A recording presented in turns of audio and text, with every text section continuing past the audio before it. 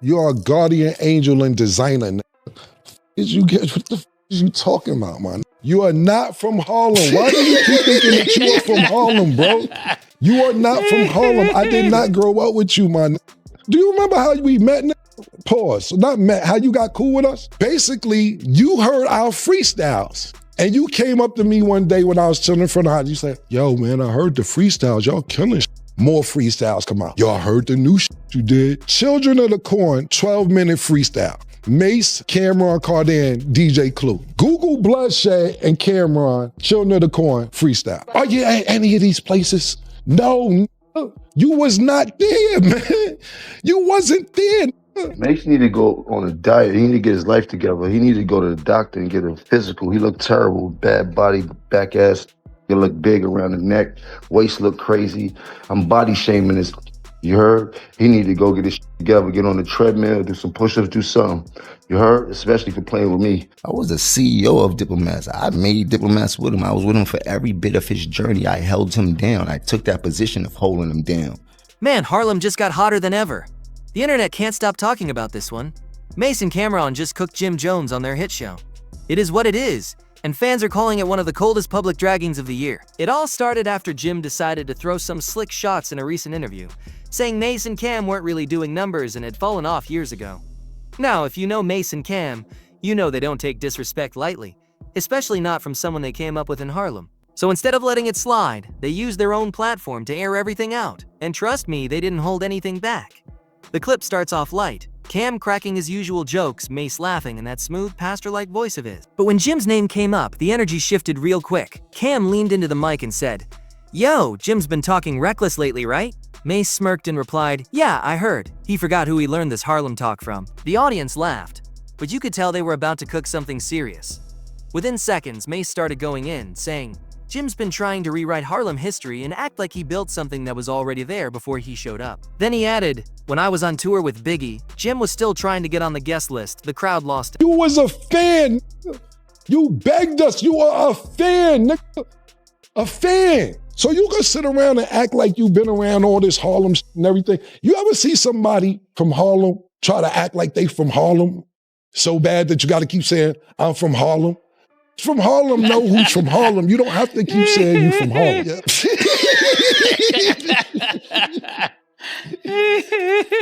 Yeah, listen, man. Listen. You were fanned out and you begged niggas to come to your house after you heard all these mixtapes. That's how you got in. Mase actually taught you how to rap. Literally. He taught you how to rap. Mase taught me how to rap. You say it. We taught you how to rap. How you ran the whole organization. How you made Diplomats.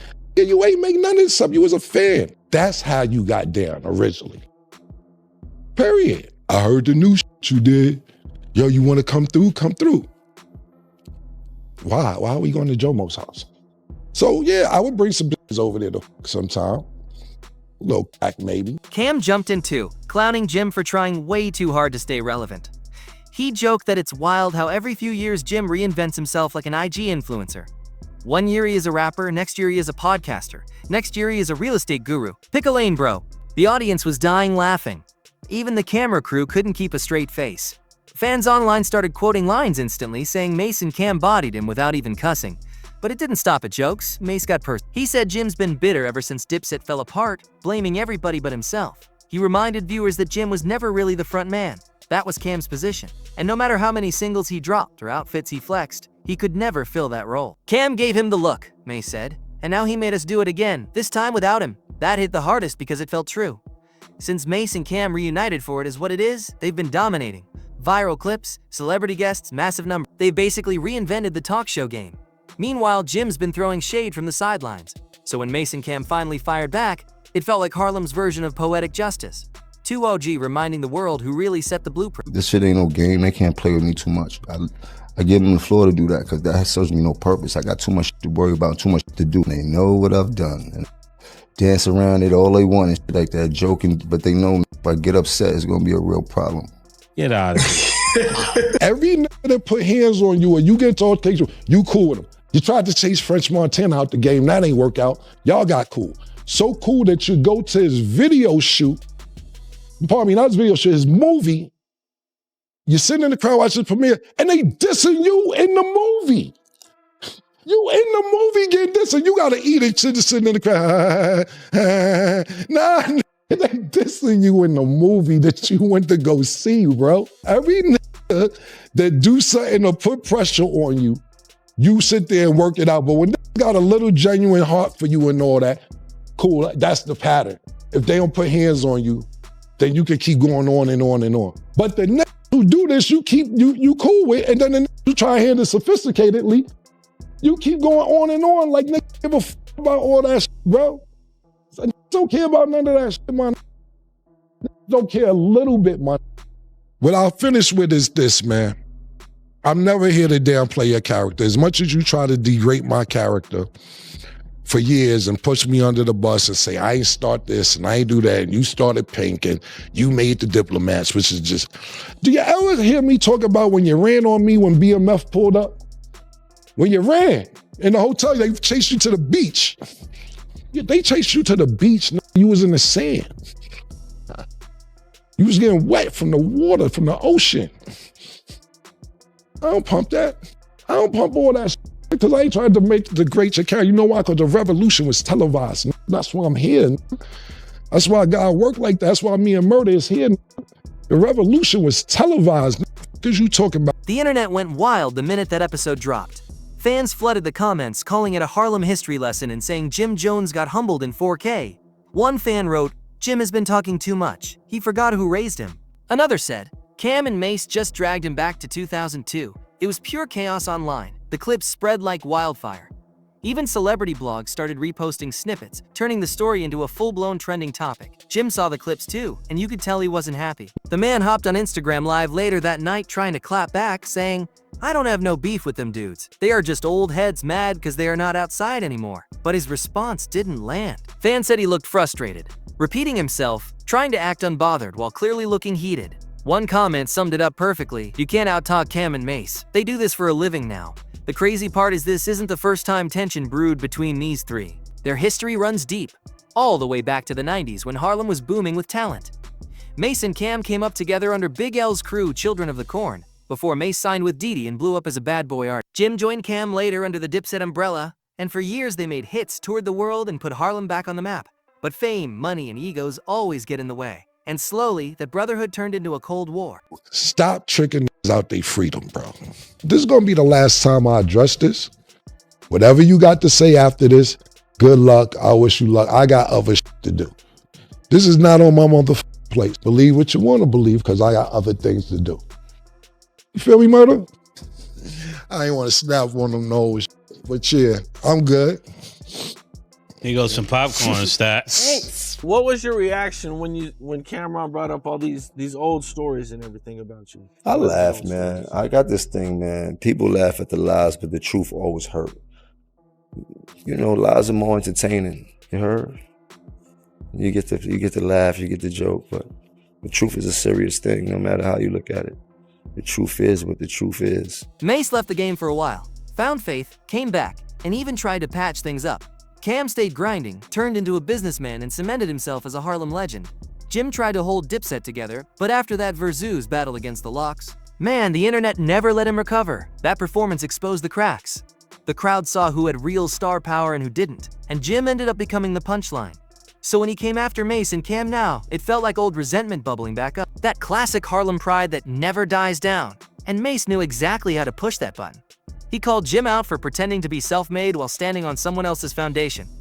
He said, "You can't call yourself the king of Harlem when you learned the game from the real ones." That line hit the culture hard.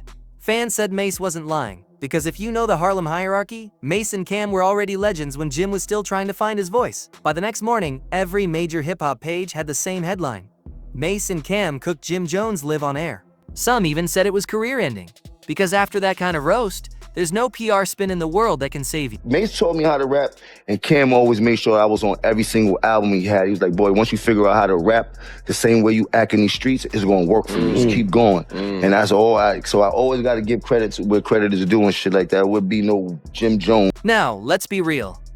Jim tried to fight back, but it only made things worse. He started posting throwback pictures of himself with Dipset, trying to remind fans he'd been there since day one. But the internet wasn't buying it. People started clowning him, saying he looked like the forgotten cousin in every photo. Then he dropped subliminal captions like, "Real ones know the truth, and some people talk, some people work." But Mase wasn't having it. On the next It Is What It Is episode, he fired back again. Calm, confident, and surgical with his words. He said, "I see Jim trying to post old pictures now. Bro, pictures don't equal presence. You can't post your way back to relevance." The audience went crazy. Cam laughed so hard he had to turn his mic off. Then Mase looked straight into the camera and said, "You can't win an argument with me. I'm the one who taught you how to rap pretty and talk slick. Remember that?" Instant classic. Twitter blew up. Cam jumped in too, adding, "Jim always acts like he discovered himself, but we gave him the glow up. We gave him the wave. We even gave him confidence. Then he turned around and acted like we're the ones chasing." It was one of those moments where fans felt like the truth was finally being spoken out loud. Harlem pride on full display, and Jim was the target. You know, the internet gets kind of crazy with the lies. The lies be going crazy on the internet. I mean, well, the lies start from a narrative, and the narrative starts from a person, and you just got to look at it like that. But I've never been one in my life to care about clearing up no rumors. Like, that just takes time out my day from making money. I know who I am. I'm very comfortable in my skin. I stand 10 toes down in everything I believe in. I don't change my pivot, and everybody knows that. I mean, as you can see, I would not be here if I did anything else but be me. I was at Jim album release party, and everybody was over there with Jim, and Cam is standing over here with like 3 or 4 people just looking on and couldn't believe that Jim is the guy. There's no Dipset without Jim. Jim is the gangbanger of the crew. Cam is not a blood. I don't even know if Jewels was. I doubt Freaky was, right? But the set, it comes from the gang shit, right? All the gang all ran under Jim. Right. All of the muscle was Jim. That wasn't Cam. You know what I'm saying? Cam was like the Jay-Z. Cam was the artist. Jim and Cam were partners, so to speak, but Jim took the role of being the underboss, the muscle, to make sure that Cam could function and move around and not have a bad reputation or you be getting robbed and all this other stuff. So Jim put he stood front line for anything in regards to Cam, and then he put Dipset in front of Cam. Cam and Jim history go back before me. You understand what I'm saying? When I met Cam and Jim, they were super close. So I honestly don't really know Jim being from the Bronx and all that. You know what I'm saying? When I met them, they was in 5H, which is, you know what I'm saying, Jim's apartment, and that's, you know, like, I guess that time was after all the stuff Cam had said already with the Children of the Corn and Jim, you know, whatever he said. You know what I'm saying? So, like I said, when I got there, Cam and Jim was like this, super tight. Mase wasn't even in the picture. I don't know Mase like that. You know what I'm saying? Every time I seen Mase, it's been a mutual, you know what I'm saying, respect there. So, you know, that's what that's been as far as me and Mase. You know what I'm saying? As far as, yeah, when I met Cam and Jim, they were already Trump tight and locked in. You understand what I'm saying? The Diplomats was already a name they had. You know what I'm saying? I don't sit there and claim I made the dip, so that's not something I'm doing. You know what I'm saying? I made Dipset though, the two. Yeah, I did that. You know what I'm saying? Even people who never took sides started weighing in. Rappers, influencers, even comedians were posting clips of the roast, calling it the most respectful destruction ever. You could tell Mase and Cam weren't doing this out of hate. They were doing it to remind people who the real cornerstones of Harlem culture are. But what really hurt Jim wasn't the words, it was the power behind them. Mase and Cam have the platform, the influence, and the charisma. Every time they talk, the culture listens. Every time Jim posts, it feels like he's begging for attention. That's what fans pointed out, that the Harlem hierarchy already shifted and Jim's sitting at the bottom of that ladder now. By the end of the week, the memes were everywhere. People were calling it Jim Jones versus the podcasters, and saying Mase just baptized Jim with jokes. Some even said Jim should go back to the studio because the internet's no place for him. The funniest part? He tried dropping a freestyle days later, and the views flopped. You can't freestyle your way out of humiliation.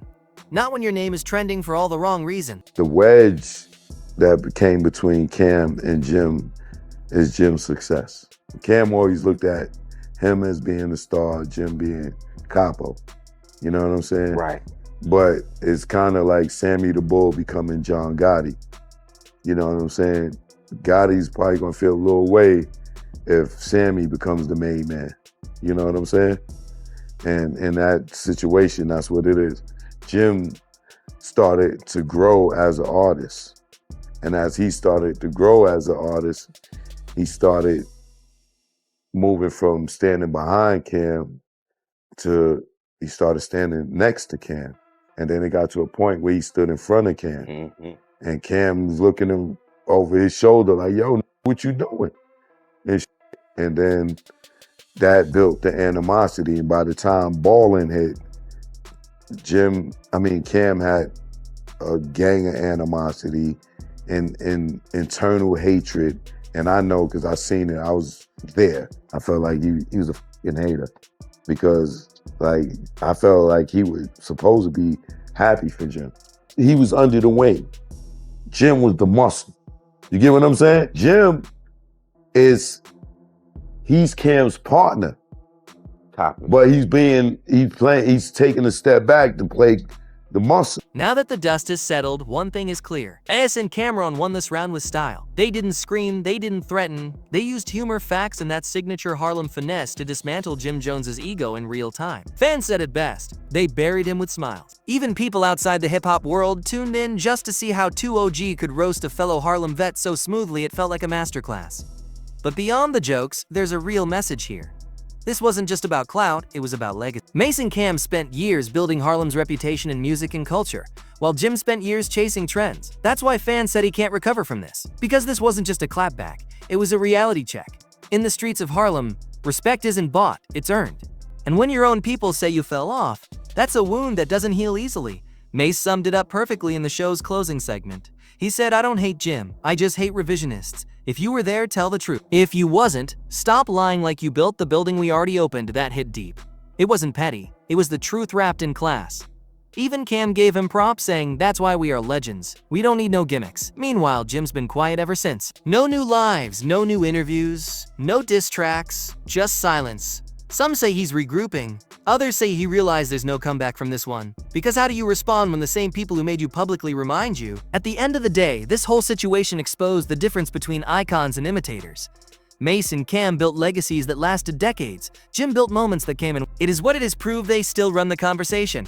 And this time, they didn't need a beat, a hook, or a diss track. Just a mic, a laugh, and the truth. So yeah, Jim Jones might try to act unbothered.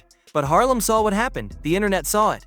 Everybody saw it. Mase and Cam didn't just drag him. They reset the hierarchy. And once you get humbled like that on camera, there's no PR move in the world that can bring your swagger back. Because when Harlem legends speak, everybody listens.